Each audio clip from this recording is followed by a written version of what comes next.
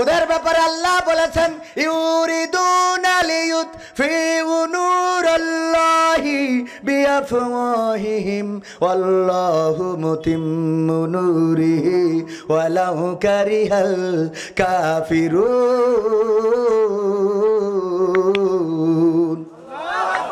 আমার আল্লাহ বললেন ওরা চাই কারা চাই?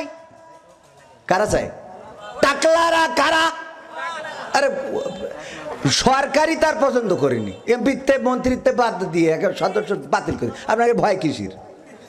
খেলা হবে হিংসা।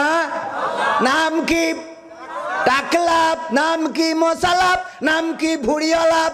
ওরা চায় দেখবেন যে কটা ইসলামের বিরোধিতা করে এগের ভুড়ি মুড়ি মানে বেসামাল বেসাইজ আছে না নাই? বেসাইজ, অনেক বড় বেসাইজ।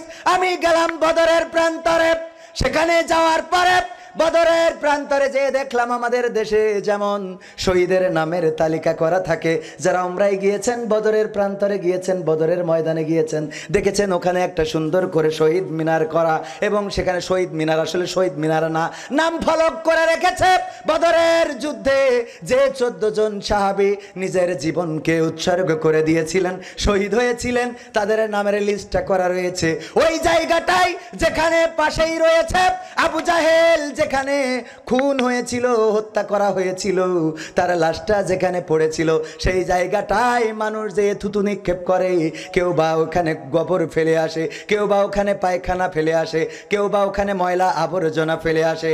এই জায়গাটায় আবু জাহেল মরেছিল, থুতু দেয় নাই এমন মানুষ তেমন পাওয়া যায় না। ওগো আমার ভাইয়েরা, তেমনি ভাবে ইসলামের দুশ্মনী যারা করবে, আজকের জামানায়ও যদি কেউ ইসলামের দুশ্মনী করে, তার কবরে মানুষ থুতু ছাড়া অন্য কিছু নিক্ষেপ করবে। আল্লাহ বললেন ইউরিদুনা লিয়ুতফিউ নূরাল্লাহি বিআফওয়াহিহিম ওয়াল্লাহু মুতিম্মু নূরিহি ওয়ালাউ কারিহাল কাফিরুন।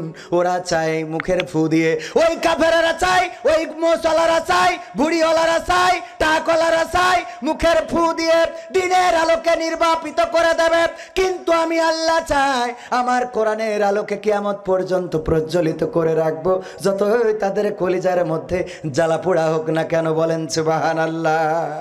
আবার এরা ইসলাম চায় না, ইসলাম কায়েম করতে চায় না, কোরআনের রাজ চায় না, কোরআনের আইন চায় না, কিন্তু মরে যাওয়ার পরে হুজুরের লাগে